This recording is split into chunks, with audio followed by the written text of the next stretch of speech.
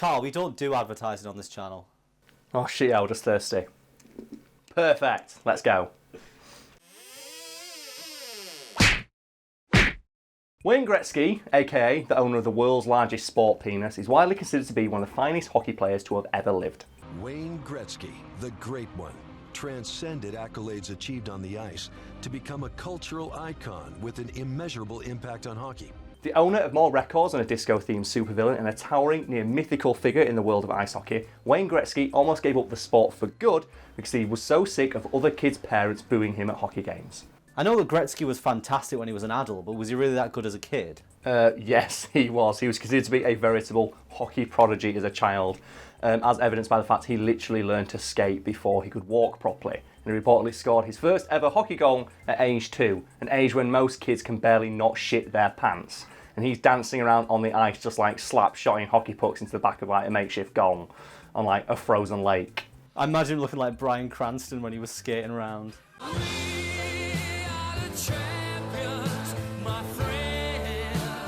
No, I imagine it being like Brian Boitano in the South Park thing, where he's just like this mythical figure where he can use ice skating to solve all the world's problems. It's like, oh yeah, he went back in time and beat up Kublai Khan. Cause Brian Boitano doesn't take shit from anybody. Realising that his son possessed a natural affinity for the sport, Gretzky's father made him run endless hockey drills from age 3 onwards. So what was the result of these drills? The end result was that by age 6, Wayne Gretzky could literally skate circles around kids twice his age. And how do we know that he could do this? Because at age 6, Wayne Gretzky joined a pee-wee hockey team full of kids between age 10 and 12, and he kicked their fucking asses. Wow. Yeah. 6-year-old. 6-year-old, dancing around kids twice his size and age, in some cases had been training for literally like longer than he'd been alive, and he was still kicking all their asses. Oh. Got a sting. That's got to add it there. But it's funny because at first, like, parents consider it to be quite a novelty to see, like, this tiny little child, like, oh, look at him, he thinks he can ice skate with the bigger boys. And then they go, oh, when he's just like going, just dancing through them all like a greased salmon, and they can't do anything about it, and he's just slap-shotting from half cut, like, oh God, this kid's a fucking problem. This kid's going places. And the best bit as well, Wayne Gretzky, like, he had to wear a full-size jersey, so he had to tuck it into his shorts, and I think later in his life he still did this just as a force of habit. And that's how I started tucking in my sweater. They made the sweater for 10-year-olds, and my sweater went down to over my knees. So he used to say, tuck that sweater and you look too small. Yeah. I think it's known as like the Gretzky tuck or something like that, because if you find like picture him as an adult, he was still quite a small guy as an adult, and he used to like tuck his jersey in, because he was a force of habit from being a kid and being forced to wear one that was like so big it would have tripped him up if he didn't.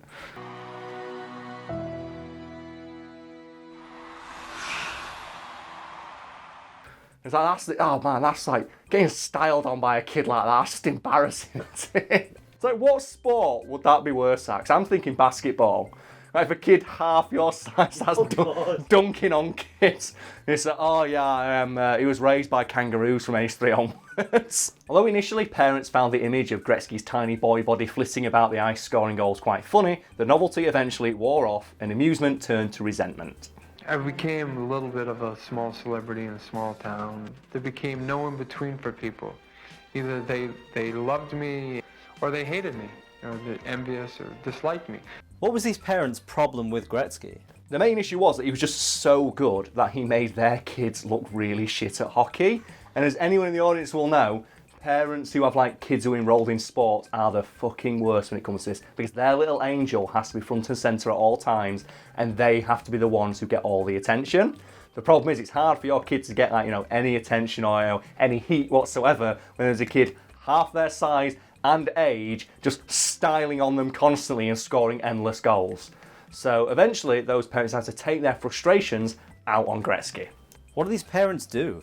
Basically, they booed him anytime he got the puck, and if he scored, rather than cheer, the entire crowd would erupt in just a cacophony of boos and insults aimed towards this small child who was just trying to do his best. Wow. Yeah, I should point out they did cheer occasionally, but I should probably point out that they cheered whenever he got knocked over. Other kids on the ice, no doubt, you know, spurred on by their parents who were very jealous of Gretzky's skill, would make a beeline for him whenever he got the puck and would tackle him to the ground. And obviously these tackles would be like greeted by a yay from the crowd. It wasn't all bad though, because the fact that every kid on the ice would make a beeline for him to tackle him whenever he got the puck made Gretzky insane at dodging body checks, to the point where later in his career, professional hockey players would just say, I can't touch him. It's like, I think you'd be able to find like clips of him just effortlessly sidestepping people on the ice when they're going up to like full on like shoulder tackle him to the ice. It's like, what do I do? I cannot touch this man.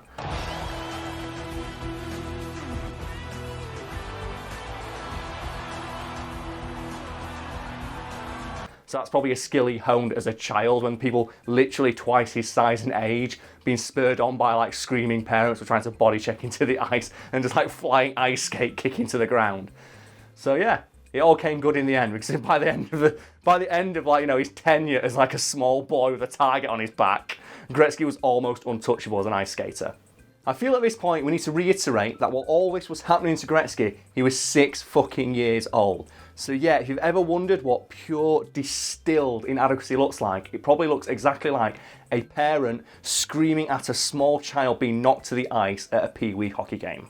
What did all of this do to poor little child Gretzky? Well, as you can imagine, given that he was 6 fucking years old, he routinely left games in tears. Something that wasn't helped by the fact parents would follow him out into the parking lot to continue yelling at him and accusing him of being things like a puck hog, which is noted as being one of the few insults that didn't actually bother him, because he was noted as being an exceptionally good team player, and he scored as many assists as he did goals. Which I'm assuming probably infuriated those parents even more, because it means he scored more goals than their kids by proxy. Because that's what he was known for as like an adult in his career. He was known for getting as many assists as he... You can find some like ridiculous statistics about how good he was as an adult. 4 Stanley Cup wins, most points of all time, most goals of all time, most assists of all time, 61 NHL records. I think one of them is like, if you took away all of his goals and only gave him assists, he'd still be the leading goal scorer or some shit like that. Like, he's one of those people where like he literally broke the game because he was so good. It's like Stephen Curry in basketball, where a couple of years back they said, oh, they were genuinely considering moving back the 3-point line because he was so good at scoring 3-pointers, until someone pointed out, if you do that, it will only benefit Stephen Curry. Ahead to Curry. Curry sets, fires, puts it up. Bang! Steph Curry from way downtown. Or like Bo Jackson back in the day, where I think the famous Tecmo Bo, where they put him into Tecmo Bowl because they had to make his stats so much better to, like, you know, represent how good he was in real life, that he was literally untouchable in the game.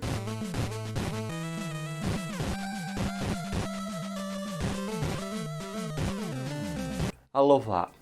The idea that someone's so good in real life, the video game representation of them breaks the fucking game. It's beautiful.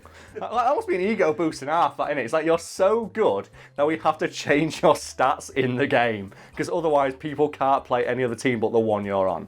I do feel really sorry for little Gretzky and all this, though. Yeah, so do I. Imagine being in his shoes at that point, or in his little skates, I should say. You're 6 years old, you're doing your best. You're scoring goals, you're making opportunities for your team, and every single time you touch the puck, you get booed. You have screaming red faces in the audience calling you every name under the sun. You're crying at the end of every game, and parents are following you out into the parking lot to yell at you and your parents. All you're trying to do is your best, and all you get in return is hate from adults like 4 times your size. Thing is, though, if he's constantly winning, surely he's getting cheers from the parents of the kids on his own team. Oh, I should probably point out, I am talking about the parents of kids on Gretzky's team. Yeah, the parents of kids on the other team were even worse. Wait, so this entire time you've been talking about the parents of kids on Gretzky's his own team? Yes, I have. Just think about that for a second. These parents were so annoyed that this little kid was making their kids look bad that they were booing him because he was winning too much. If you have a boy in a team and Wayne's on that team, who's got the puck all the time? Pretty soon, you, as a parent, are going to resent him. They were booing the best player on their own team because their little angel wasn't getting a look in, even though most of the time he was setting up assists for their kid. And the fact that their kid was now part of the best team in whatever league they were playing in, all as a direct result of Gretzky. They should have been showering him with praise. He should have been the most popular kid on that team. Instead, they were body checking him into next week, every other game, and cheering when he fell over and making him cry. So I mean, the only person cheering for Gretzky was his dad? Yeah, his own parents. Well, that's... Yeah, he had one person, and presumably the coach, because they were winning every fucking game. But yeah, other than that, literally the entire audience would boo him all the time. And now you can probably see why he was crying so much. As well as being awful, this story really puts into perspective that episode of The Simpsons where Bart and Lisa play Pee Wee hockey and Homer boos his own kids. The winner will be showered with praise. The loser will be taunted and booed until my throat is sore. So I thought that was just a joke until I researched it. It's like, oh, no parent will be that, like, obsessed with winning a stupid game that they boo their own children because they're on the other team or something like that. Yeah, no, they'd actually do that. Parents would rather their kid lose the game to see the best player on the team get knocked on his ass just because he was making their kid look bad. The city kind of drove me out of there as a youngster. I really got to a point where I didn't like being Wayne Gretzky at 14 years old. There's got to have been a point where Gretzky just considered giving up altogether. What, just jacking it all in because he was so sick of it? Yeah. Yes, there was. As a teenager, Gretzky, genuinely considered, just, oh, fuck this hockey shit. I can't be arsed getting booed at every single game. I'm just going to quit. And his parents were so concerned because they saw how talented he was. They didn't want to throw away all this because of some dickhead parents. On his own team, they said, okay, what we'll do, we'll get you to play for another team. And they fought the league that he was playing for to get him to go transfer to another team, which obviously the coach of the current team didn't want to happen because he was losing his best player. And partially because they were so concerned for Gretzky's mental health, because it can't be good for a kid to spend every single day getting yelled at by angry adults. And eventually he did. So at least a happy ending then. He managed to escape all the taunts. Kind of, because it's reported that after Gretzky moved team, some of the parents for his old team would travel to his games to continue booing him. Who dedicates their weekend to travelling to a kid's game? To boo him? And you've got no connection to this kid other than the fact you fucking hate him. And they're travelling, that's some dedicated hate there. But here's the part that gets me. Imagine trying to explain that to your wife. It's like, oh, hi honey. So, oh, what are you doing this weekend? You're going to fix, the garage? It's like, no. I've got plans. I'm driving over, to watch the hockey game. But Johnny's not playing today. No, some other kids playing. You going to boo that Gretzky kid again? No, I'm not. So we told you about this. Leave the Gretzky kid. It's like, no, I'm not going to do that. Turn out your pockets, and the turn out has got a load of coins in there. What are these for? I want to get a drink while I was there. No, you were going to throw the coins at the Gretzky kid. Where he's like, I wasn't going to We've talked about this. I was going to throw coins at the Gretzky kid.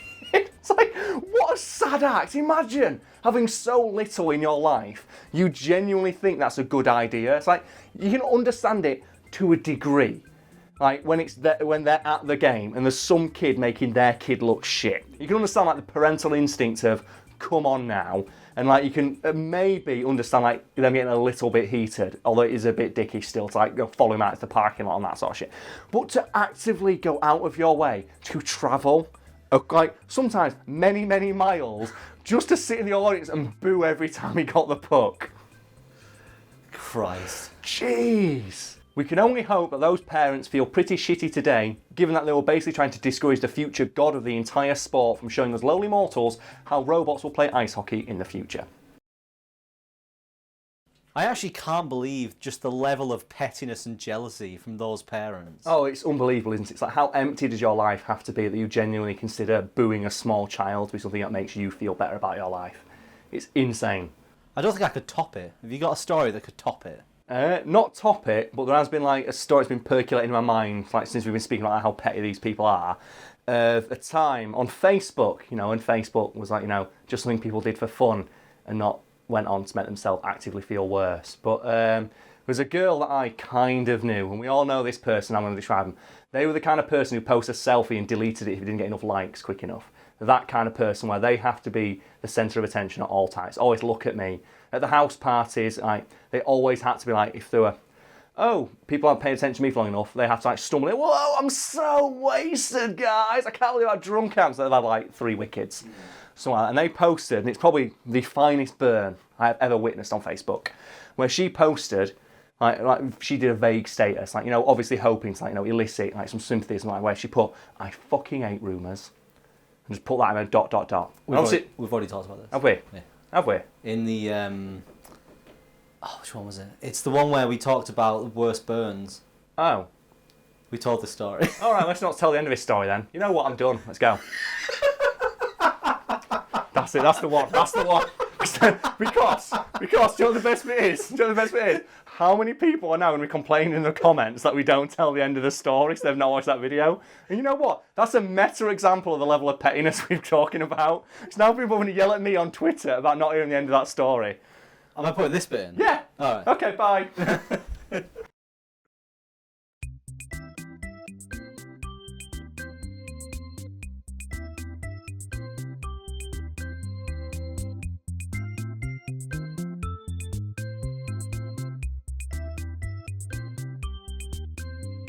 Getting back on form. Then we can talk about like, oh no! Just as you stop. It knew! Green screen always. Don't worry, baby. Daddy's got you. Don't worry.